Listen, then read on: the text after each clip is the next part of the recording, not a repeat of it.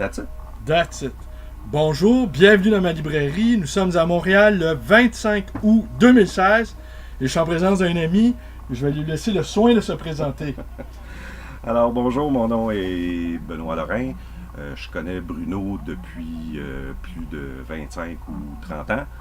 Je l'ai connu par le biais d'un ami commun qui s'appelle Sylvain Parère et on a eu des parties sportifs, certains moins sportifs que d'autres, mais certains plus sportifs que d'autres, et on s'est connus dans les années 90, à l'époque où à une époque où on était probablement capable de faire l'amour plusieurs fois par jour. Pour ce faire aujourd'hui, on a encore un petit peu besoin d'aide, mais ça peut, on y arrive. Alors, cela étant dit, à l'époque, Bruno m'avait passé un excellent livre d'Edmund Wilson, La Maison des Quatre, que je ne lui avais jamais remis.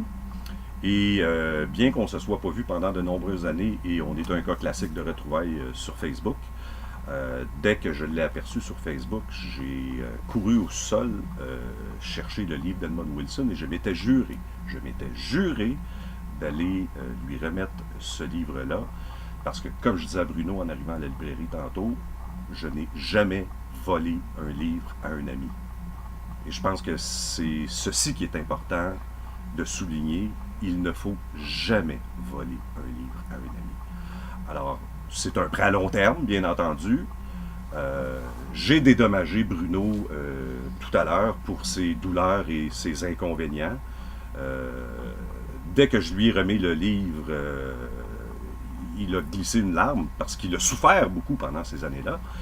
Et ça me fait plaisir aujourd'hui de pouvoir finalement, mettre un baume sur cette plaie. Oui. On pourrait appeler ça comme ça.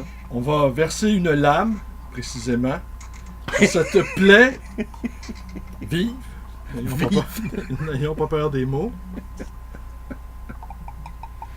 Alors, je te posais... C'est bon, ça? Oui, bien sûr, bien sûr. Alors, je te posais la question, parce que quand je t'ai remis le livre tantôt, tu t'es tout de suite mis à me parler du contenu. Et moi, je ne me souviens plus du contenu de ce livre-là. Je t'avais posé la question, comment tu te souviens de finalement... Parce que c'est une série de nouvelles, si je ne m'abuse. Et tu t'es mis tout de suite à me parler du contenu du livre... d'Edmund Wilson, Mémoire du Comté des Quatre. Oui, non, pas Maison des Quatre, comme tu l'as dit. Du Comté des Quatre. Oui, mais du comté, mais bon. Alors, ma question était, comment peux-tu te souvenir aujourd'hui du contenu? L'as-tu lu récemment? Non. Ou dans quelles circonstances? Tu n'as plus te souvenir du contenu? Non. D'ailleurs, on va rafraîchir, oui, à ta santé, à la tienne à la aussi. santé de tous et de toutes. Exactement. Bon, ouais, on va écouter. Hein? Alors, il est quoi, midi 10? Midi 5. Midi 5. Santé à tout le monde. Un bon cognac. Oui. Un bon cognac. Alors voilà. On va d'abord se remémorer un certain nombre de choses, Benoît. C'est en 89 que je te l'ai prêté. Très bien, oui. D'accord. Les Canadiens étaient en finale de la Coupe Stanley. Contre les Flames de Calgary. Et nous avions assisté à 3 périodes de prolongation. OK, ils avaient perdu cette année-là, les Canadiens. Ils avaient perdu, mais si ma mémoire est bonne, ils avaient gagné ce match-là. Okay. Et on avait écouté ça chez Sylvain, sur la rue de la Visitation. Exact. En fait, non, c'était chez moi. C'était chez toi. Oui, parce que vous étiez des colocs. Ça se peut-tu? Exact, oui, voilà. Sylvain. Alors, c'était chez toi, donc. Et dans ce temps-là, il faudrait le dire à notre auditoire, tu étais un poète. Oui, effectivement. Voilà. Tu étais un poète. Je le suis encore, mais à temps perdu. Ben, je trouve qu'aujourd'hui, tu fais quand même la démonstration que tout sentiment poétique ne t'a pas quitté. Ah non, ça c'est bon.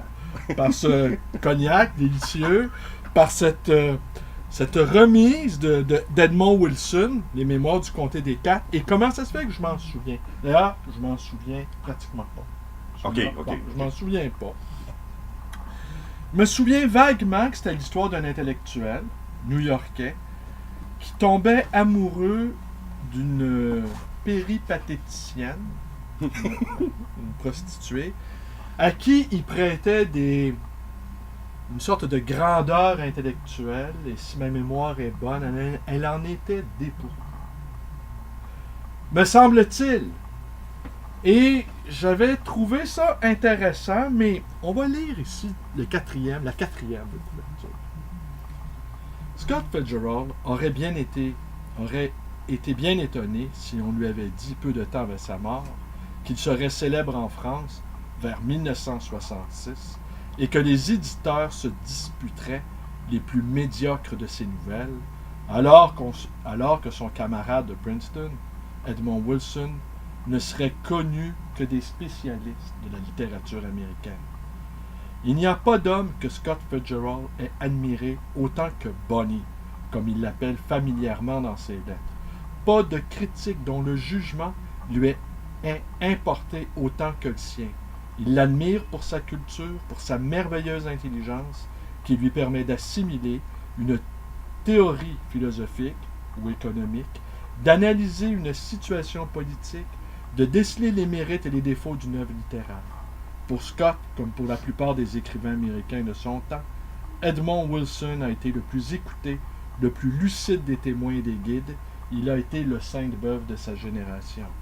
De même que Sainte-Beuve s'est identifié au romantisme, s'essayant dans tous les genres où il s'est illustré, partageant ses espoirs, épousant ses querelles, de même Edmond Wilson, poète, critique, conteur, a-t-il connu les engouements et les déceptions, vécu les folies de la grande génération de 1920, la génération perdue, et c'est signé Michel Mort.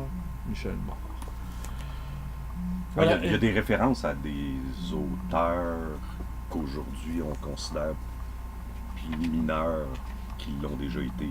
Sainte-Beuve, évidemment. Fitzgerald, là, celui qui a écrit c'est le liminaire, c'est comme ça qu'on dit ça. Oui. Fait allusion à Fitzgerald aussi, là, qui n'est pas nécessairement Alors, comme il le dit. Tu me rappelais, c'est des nouvelles en fait, hein?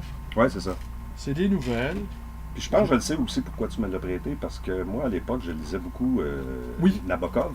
Nabokov, oui. Et je pense que tu m'avais instruit d'un écrivain américain qui lui, était ils ont eu une correspondance. Un lien d'amitié ou un lien de correspondance. Oui, ils ont énormément correspondu, Nabokov et Edmond Wilson. Et aussi, je lui trouvais une certaine parenté, mais ça, il faut dire, j'ai toujours eu beaucoup d'imagination, avec un auteur qu'on a beaucoup aimé également, Jim Harrison. Oui. Et si ma mémoire est bonne, c'est autour de cette figure emblématique de Jim Harrison, lorsque tu étais poète, et moi, lorsque je n'étais pas encore libraire, que c'est noué notre amitié. Parce que les trois, c'est Sylvain Parent qui m'avait fait découvrir Jim Harrison. OK. Par un livre qui s'appelle Sorcier. Ah oui, c'est excellent, ce livre-là. Bon, qui est mort d'ailleurs, hein? Il est mort il y a quelques mois, Jim Harrison. Et j'ai une amie marseillaise qui a rencontré Jim Harrison. Parce qu'il allait souvent en France. Il allait souvent en France. Et qui lui a fait autographier un ouvrage à mon nom. Alors, dans ma bibliothèque... Pas ici. Dans ma bibliothèque personnelle, j'ai un livre de Jim Harrison qui m'est autographié. OK, good. Par cet intercesseur-là, marseillaise. Araxi, que je salue peut-être qu'elle entendra un jour cette vidéo-là. Et donc, Jim Harrison avait été le nœud de cette relation triangulaire entre un poète, comment on pourrait qualifier Sylvain? Un inventeur. Un inventeur et un futur libraire. Un futur libraire. Alors, j'ai retrouvé ce livre. J'ai retrouvé également un ami, n'est-ce pas? Et le bonheur. Ah ben oui, mais le bonheur. Tu pourrais nous dire qu'est-ce que tu fais maintenant? C'est pas nécessaire. Non, tu veux pas le dire, d'accord. On va respecter ta discrétion. Mais vous serez à même de constater que la poésie habite encore cet homme-là. Tout à fait. On lui souhaite, je te souhaite, de t'y consacrer à nouveau. Qui sait? Parce que c'est important de ne pas être un poète à temps plein, selon moi. Ah, tu vois, c'est exactement la raison pour laquelle j'ai arrêté. Bon. Parce que je ne faisais pas ça à plein temps. Et c'est pas possible. Un poète professionnel, pour moi, c'est comme être un prophète professionnel. C'est pas possible. Il y a un temps où tu as une parole prophétique, elle doit être dite. Tu dois même être prêt à en payer le prix, c'est-à-dire parfois le faire, l'oubli, les persécutions, la traque, la crucifixion même, Puis comment on appelait ça aussi? la flagellation. La flagellation. Ah ben ça, les poètes sont bons pour sur l'auto-flagellation.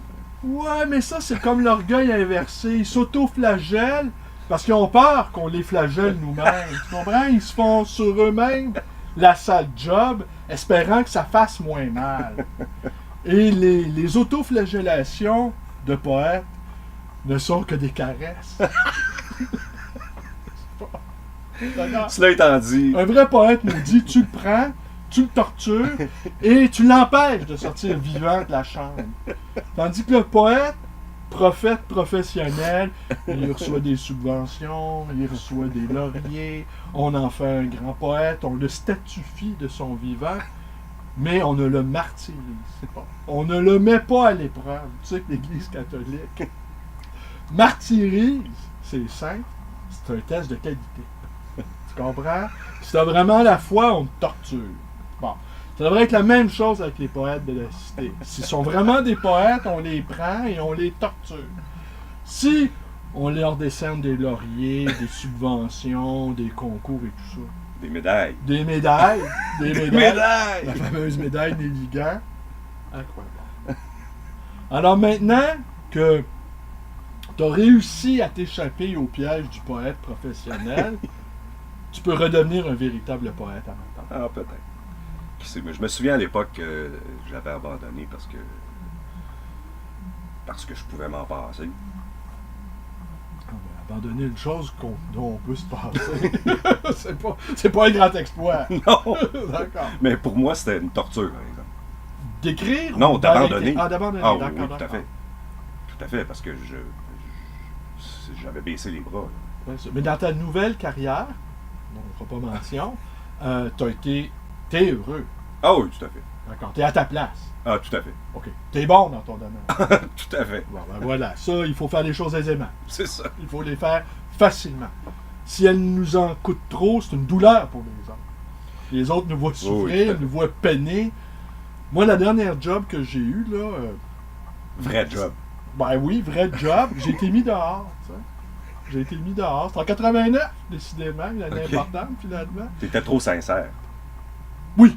J'ai été mis dehors et le gars, il m'a dit... Par excès de sincérité. Ben quand tu m'as mis dehors, il m'a dit... Il dit, quand je te regardais aller le matin, là, je me demandais qu'est-ce que tu foutais ici. Puis moi, je l'ai impliqué. Moi, je me serais même pas engagé. Puis lui, il a dit, ben regarde, je corrige l'affaire, t'es congédié. Tu te souviens aussi, je ne sais pas si tu le sais, si tu te souviens de l'anecdote de William Faulkner. Lui, il travaillait dans les postes avant d'être un écrivain pour lequel il a consacré sa vie. Il travaillait pour les postes américaines. Il ouvrait les lettres et il les lisait. Donc, c'est fait. Remercie. C'est ça. Ben, c'est ça. Ben, c'est sûr. Comment tu peux ne pas avoir envie d'ouvrir les lettres? Hein, pense-y. À une époque où les gens s'écrivaient entre eux. Oui, à une époque... Autrement que par les Ben là, moyens aujourd'hui... électroniques. Ben, aujourd'hui, tu n'as même pas besoin d'ouvrir les lettres.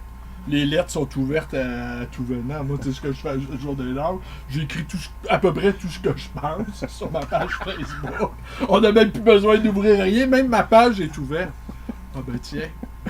Bon ben écoute, là-dessus, Benoît, je te remercie. Salut, ça fait plaisir. Bruno, content de te revoir. Merci. Merci pour la bouteille. Ah ben, ça me fait plaisir. Merci pour ce cher Edmond que je retrouve. Et je pense que Il a jauni un peu, mais Ben, sache que, à part avoir déménagé 3-4 fois, il a peu bougé. ben, écoute. Il était embrassé par 2 livres. Tu vas bien. Salut, Bruno. Bon, ben, je vous remercie. Vous connaissez la suite, ma chaîne, ma page Facebook, etc., etc. Bonne journée à tous. Bye. Merci, Benoît. Ça fait plaisir. Merci.